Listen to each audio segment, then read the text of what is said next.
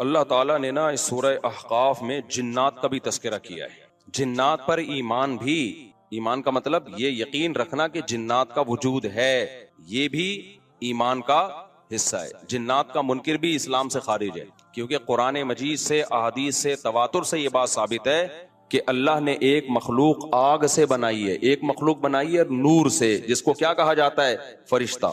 اردو میں، فارسی میں فرشتہ، انگلش میں اینجل، اور عربی میں ملک. عربی میں کیا کہتے ہیں؟ ملک، جس کی جمع ملائکہ ہوتے ہیں. ملائکتہ بہت آتا ہے نا قرآن مجید میں. تو گورے بھی مانتے ہیں اس کو، کیونکہ یہ تو آسمانی کتابوں سے تواتر سے ثابت ہے. تو اب یہ فرشتہ چونکہ مادی مخلوق نہیں ہے تو ہمیں وہ مخلوق نظر نہیں آتا. اب سائنس کا یہ کہنا ہے، سائنس تو یہاں تک سائنس مادی چیزوں پہ تحقیق کر سکتی ہے بھائی جان.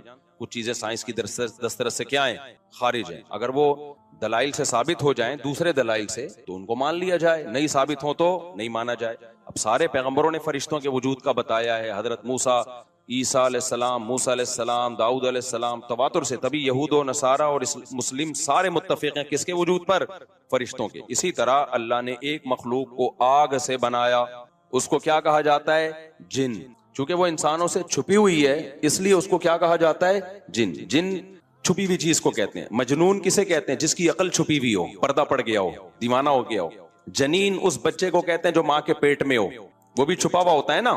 فلما جن علیہ اللیل، قرآن کہتے ہیں جب رات چھا گئی، اندھیرا کر دیا رات نے، تو ہر وہ چیز جو چھپی، جنون اسی سے نکلا ہے. جنون پاگل ہو گیا نا، گویا دماغ ہی غائب ہو گیا ہے. ٹھیک ہے نا. تو ہر وہ چیز جو چھپی ہوئی ہوتی ہے نا، اس میں جیم ڈبل نون والا مادہ پایا جاتا ہے. تو جن کو بھی جن اس لیے کہتے ہیں کہ وہ ہوتا ہے لیکن نظر بولو نہیں آتا. تو اس کے بارے میں ہمارا عقیدہ کیا ہے جو اسلام نے ہمیں بتایا ہے؟ بھائی جنات بھی مکلف ہیں اعمال کے، ان میں اچھے بھی ہوتے ہیں اور ان میں برے بھی ہوتے ہیں. البتہ شیطان ایک ایسا جن ہے جو برا ہے.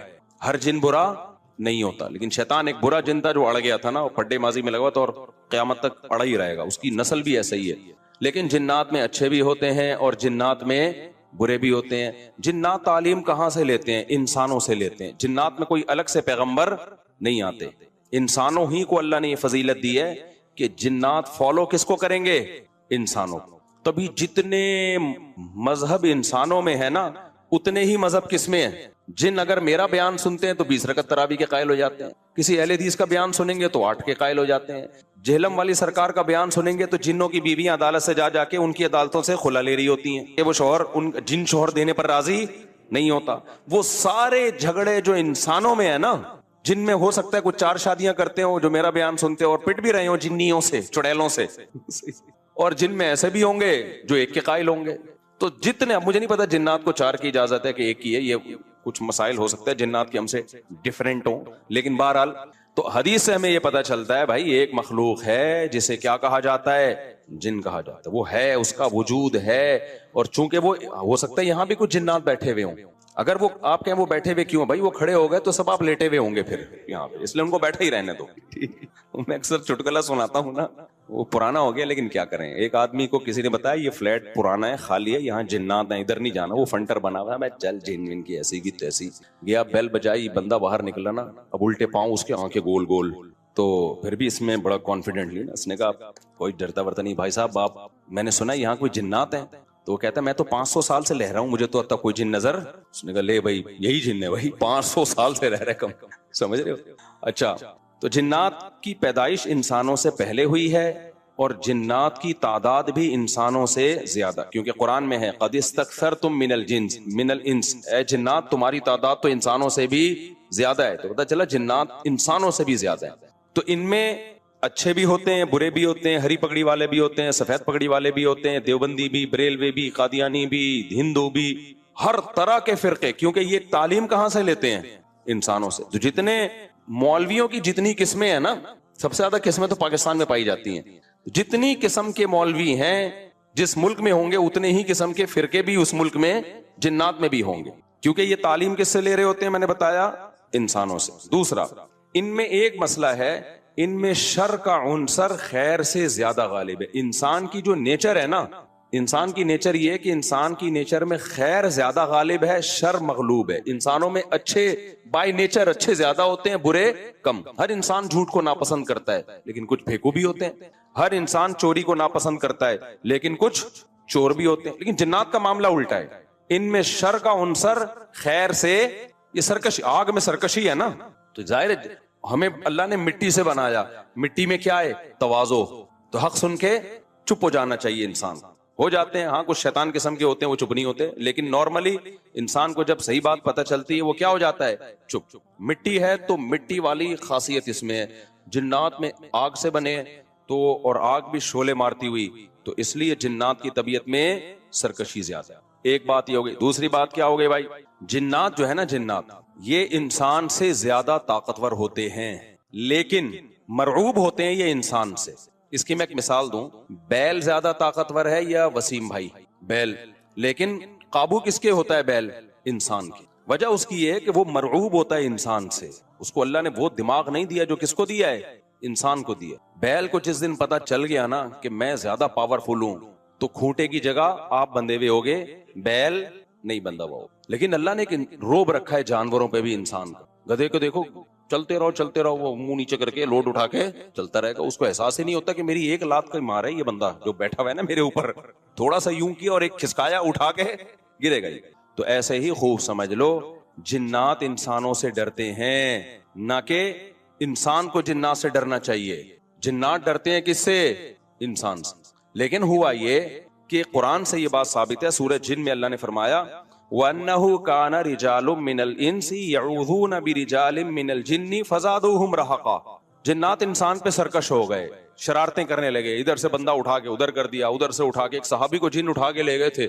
حضرت عمر رضی اللہ تعالیٰ عنہ کے دور میں ایک خاتون کا شوہر گم گیا, تو اس کی بیوی آئی حضرت عمر کے پاس کہ میرا میاں ہے ہی نہیں, پتہ نہیں کہاں گیا. حضرت عمر نے 4 سال کے بعد نا اس خاتون کا نکاح فسخ کرا دیا. یہ امام مالک کی دلیل ہے کہ 4 سال کے بعد نکاح فسخ ہو سکتا ہے. امام ابو حنیفہ کے جو فتوے ہیں نا, زیادہ تر انہوں نے حضرت علی اور عبداللہ بن مسعود کو فالو کیا. وجہ اس کی یہ کہ وہ کہتے تھے کہ, یعنی جو اس بارے میں حناف کہتے تھے, حضرت علی نے تینوں خلفاء کا زمانہ بھی دیکھا ہے اور نبی کا زمانہ بھی, تو ان کا علم باقی تینوں خلفاء سے زیادہ ہے. اس لیے فقہ حنفی میں حضرت علی اور عبداللہ بن مسعود کو بہت ترجیح دی گئی ہے.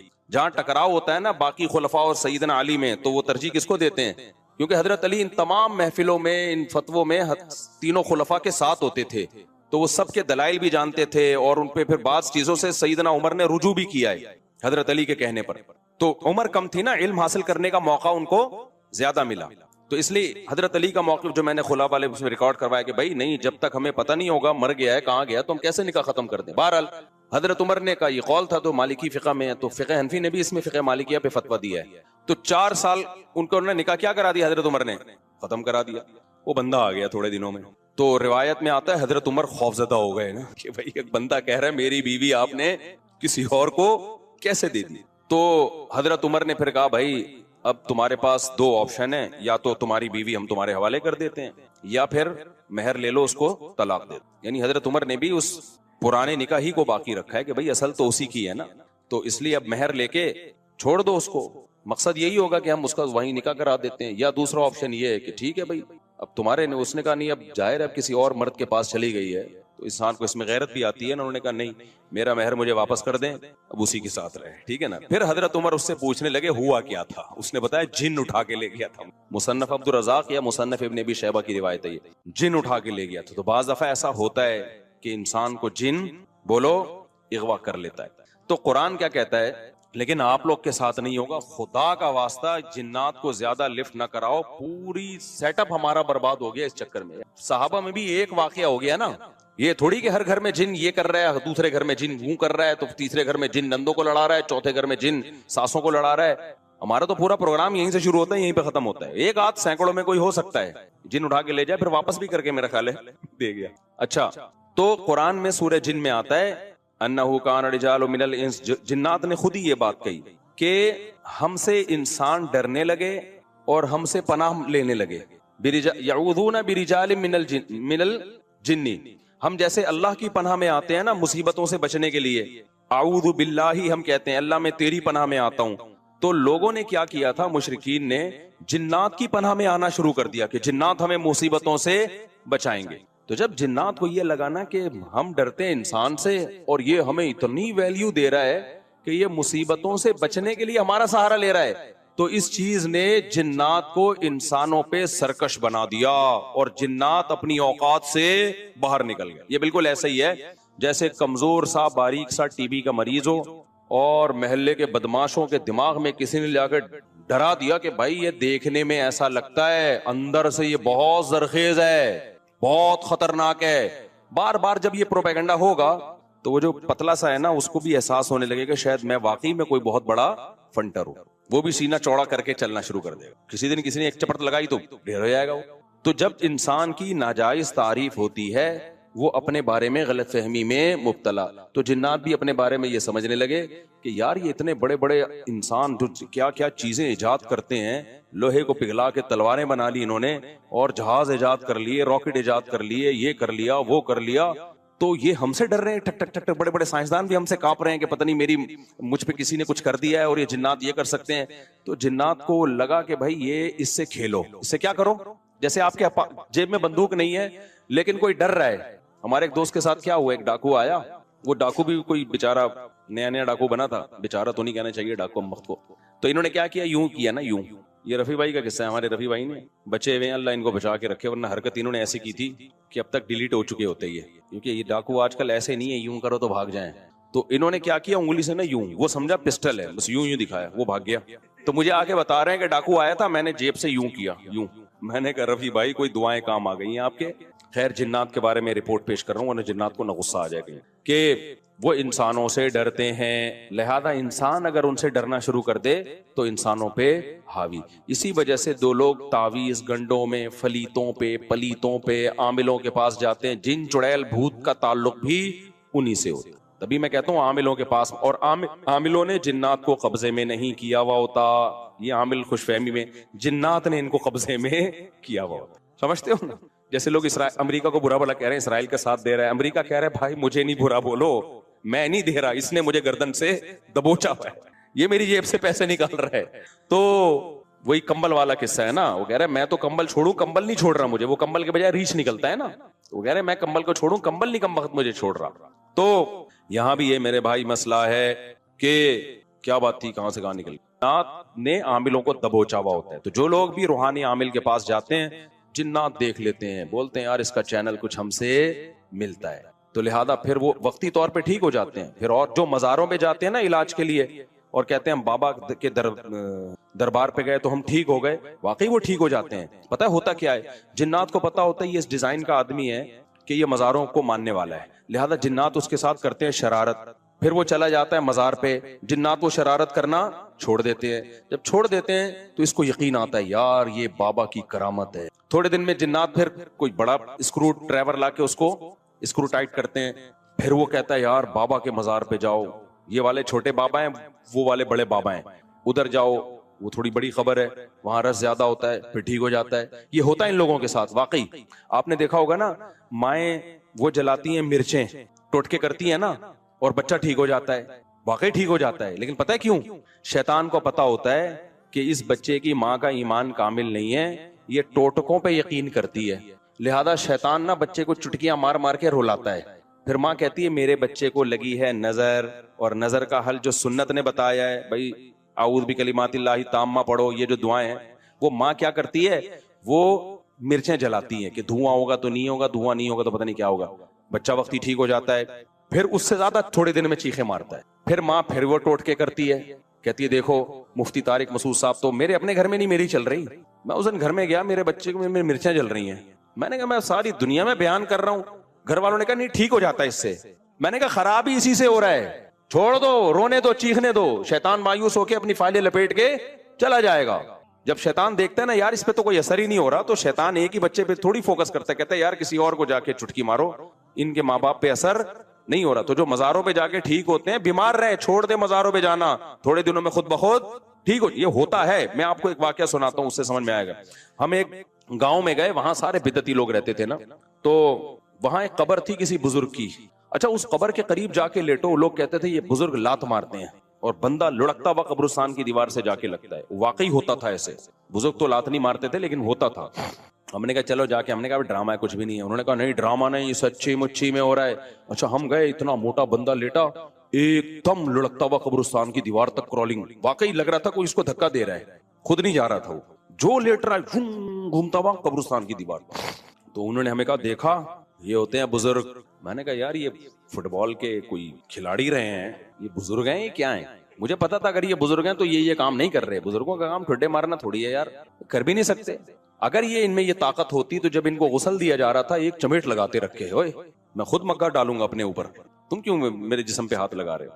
तो अंदर से बैठ के ना लाते मार रहे हैं। मेरा मकसद किसी बुजुर्ग की तौहीन नहीं है, हो सकता है वो बुजुर्ग हो, लेकिन अगर हैं तो भाई ये काम बुजुर्ग नहीं करते। अब क्या था, अब बारी आई हमारी।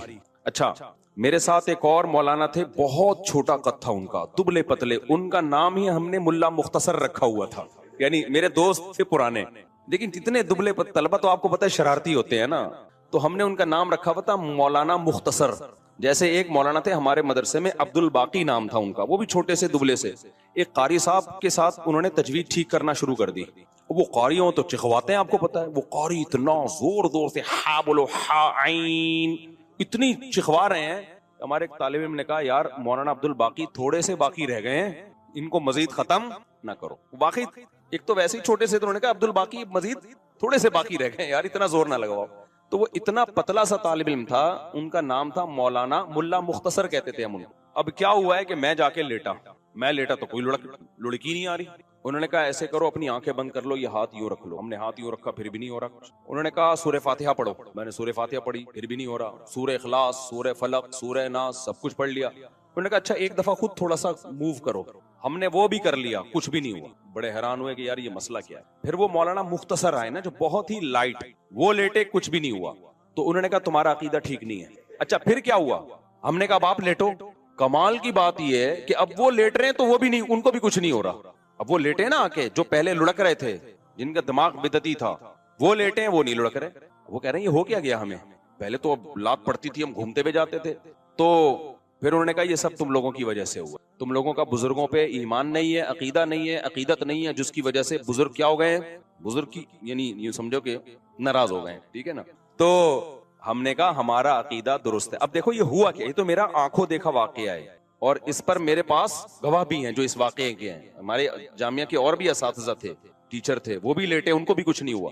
तो ये मेरे अकेले का नहीं है, मैं इसकी तस्दीक के लिए गवाह भी पेश कर सकता हूँ। तो हुआ क्या है ये समझो, ये वाकया बड़ा है, वाकया मकसद नहीं है। होता पता है क्या है, जिन्नात होते हैं ऐसी जगहों पे। जिन्नात को पता है कि ये कौम कब्र परस्त टाइप की है, ये कब्रों से अकीदत रखने वाली कौम है। तो ये जब यहाँ लेटेंगे किसी बुजुर्ग की कब्र पे, जिन्नात धक्का देते हैं उनको, ताकि इनका साहिब कब्र से अकीदा मजबूत हो। फिर कल आके ये कब्रों से मांगे, मांगने की जगह मस्जिद है अल्लाह, तो ये किससे मांगेंगे यार? जब ये अंदर से बुजुर्ग यहाँ से किक मार के हमें वहां तक ले जा सकते हैं, तो ये मुझे औलाद क्यों नहीं दे सकते, ये क्यों नहीं कर सकते?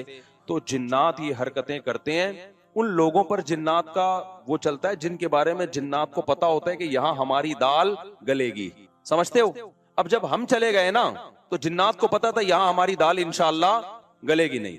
तो जैसे ही हम गए हैं, हमें तो पता था कोई ठुड्डा मुड्डा नहीं है, बकवास है, ये सब शयातीन के तसव्वुरात हैं। जिन्नात ने अपनी फाइलें वाइलें लपेटी, अपने सारे ठुड्डे शॉपर में डाले और फाइलें लपेट के मार्केट से शॉर्ट। तो जिन्नात वहां से चले गए थे। यही वजह है कि वो लोग अब दोबारा लेटे हैं तो उनको कुछ नहीं हो रहा, हालांकि पहले तो उनको हो रहा था। और इसे भी पता चला वो ड्रामा नहीं कर रहे थे, ड्रामा कर रहे होते तो दोबारा कर लेते। वो भी हैरान थे अब ठुड्डा क्यों नहीं आ रहा भाई। हमने कहा भाई यहाँ जिन्नात थे, शयातीन थे जो तुम्हारा अकीदा खराब करना चाहते हैं। तो अब वो जिन्नात मार्केट से क्या हो गए हैं, शॉर्ट। अब समझ में आया जिन्नात का फलसफा। जो ये टोटके करते हैं, सिलबट्टे घुमाते हैं नजर उतारने के लिए, मिर्चें जलाते हैं, सारी टेंशनें उन्हीं के बच्चों के साथ होती हैं। और जो ये हरकतें नहीं करते, उनके बच्चों के साथ ये टेंशनें नहीं होती। जो जादू टोनों पे ज्यादा बिलीव करते हैं, टोने के असर भी किस पे होते हैं, उन्हीं पे। जो कहते हैं बाप में दम है तो ताबीज ला के रख दे, कुछ भी नहीं होगा, उन पे वाकई कुछ भी नहीं होता। तभी तो मैं आमिलों को कहता हूं, अबे तुमने इतने जिन्नात जला दिए, इतने मार दिए, 8-10 जिन्नात हमारे सामने भी ले आओ भाई। और तुम मुझे धमकियां क्यों देते हो, ये कर देंगे वो कर देंगे। तुम देखो ऊंट ने एक बंदे को यूं उठा के ना यूं रख दिया था ज़बह से पहले, तो जिन्नात भी यूं उठा के क्या कर दे, मुझे यूं कर दें। तो इनको पता है कि कुछ भी नहीं होता, जिन्नात ने इनको काबू किया हुआ है, इन्होंने जिन्नात को काबू में नहीं किया। تو اس لیے مسنون دعاؤں کا بس اہتمام کیا کرو. سورہ فلق، سورہ ناس، نظر بس کی جو دعائیں نبی نے بتائی ہیں اتنا کافی ہے. اس سے آگے اگر بڑھنے کی کوشش کی تو جنات سے حفاظت نہیں ہوگی. اور زندگی میں جو لوگ عامل کے پاس جاتے ہیں، چاہے دیوبندی عامل ہو، رائبنڈ کا مقیم ہو، بنوری ٹاؤن کا ہو، جامعۃ الرشید کا ہو، دارالعلوم کورنگی کا ہو، جامعہ فاروقیہ کا ہو، جامعہ اشرفیہ کا ہو، یا بریلوی عالم ہو، شیعہ ہو، عامل عالم نہیں، شیعہ عامل ہو، بریلوی ہو، حاجی ہو، حرمین کے امام کا علاج کرا کے بھی آیا وہ، کبھی ان لوگوں کو لفٹ کرانے کی کوشش بولو مت کرو. یہ ایسی خاردار جھاڑیاں ہیں جو اس میں پھنسا وہ ہمیشہ کے لیے برباد. تو جو کچھ ہو رہا ہے نا، اگر جن آ بھی رہا ہے، بس یہ سورہ فلق، سورہ ناس، آیت الکرسی، اور کوئی حل نہیں ہے اس کا. سمجھتے ہو؟ نہیں علاج ہو رہا تو صبر کرو، صبر سے ہی بھاگے گا جن. کیونکہ جن جب دیکھتا ہے، دیکھو بچپن میں ہم کسی طالب علم کو چھیڑتے تھے نا، وہ چھڑتا تھا تو چھیڑتے تھے، نہیں چھڑتا تھا تو نہیں چھیڑتے. تو جن بھی کہتے ہیں جب یہ چھیڑ ہی نہیں رہا اس کو تنگ کر رہا ہوں، چلو بھائی پتلی گلی سے یہاں سے نکلو. اور جب دیکھتے ہیں نا ٹینشن لے رہا ہے، کبھی ادھر علاج، کبھی ادھر علاج، کبھی وہ عامل، کبھی وہ عامل، پھر جن کہتا ہے بھائی یہ جگہ بہترین سوٹیبل ہے، یہاں اگر مجھے کرایہ دے کے بھی رہنا پڑے تو رہنا چاہیے. تو بیوی پہ جن آئے تو خود ہی نمٹے گا وہ. ٹھیک ہے نا؟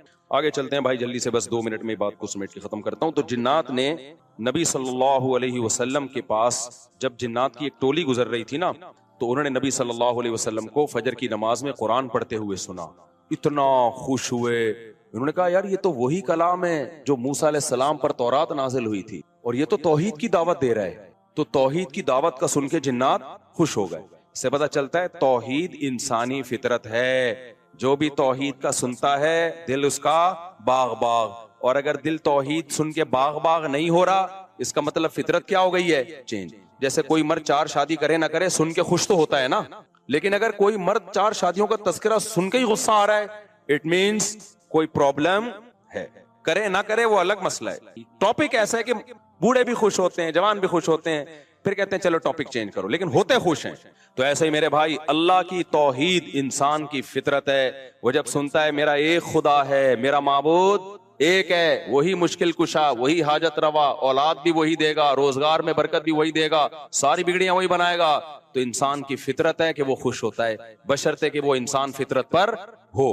اور اگر اس کا دل تنگ ہو رہا ہے، اٹ مینس کہ اس کی فطرت، بولو، جنات چڑھ جائیں تو کیسے بھگائیں، اگر کسی پر جنات سوار ہو جائیں تو اس کا علاج کیا ہے، کیا تعویذ پہننا صحیح ہے؟ محمد فائق بھوپال سے.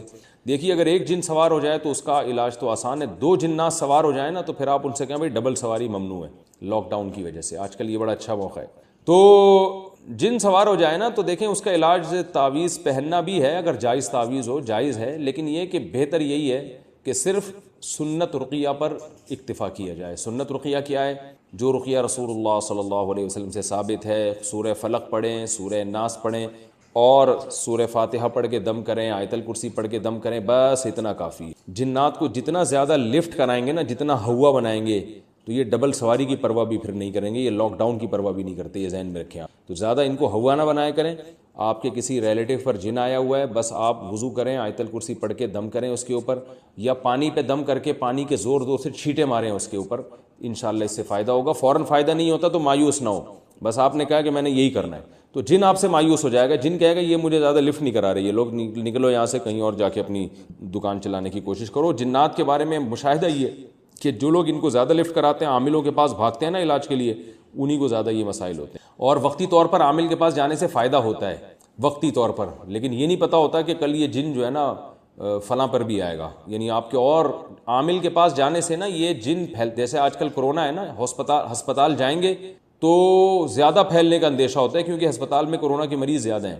تو بالکل یہی حال ہوتا ہے. عاملوں کے پاس گئے نا تو وہاں ویسے ہی جنات راستہ دیکھتے رہتے ہیں عاملوں کا، تو وہاں اور زیادہ جنات آئیں گے اور اس کے ریلیٹیوز پہ بھی آنا شروع ہو جائیں گے. یہ ہمارا مشاہدہ ہے. اس لیے عاملوں سے دور رہیں، تمام دوائیں بچوں کی پہنچ سے دور رکھیں، اور جو ہے بس اتنا علاج کریں جو میں نے آپ کو بتایا. انشاءاللہ اللہ نے چاہا تو ٹھیک ہو جائے گا، نہیں ہوتا تو صبر کریں. سارے مسائل دنیا میں ان کا حل نہیں ہے.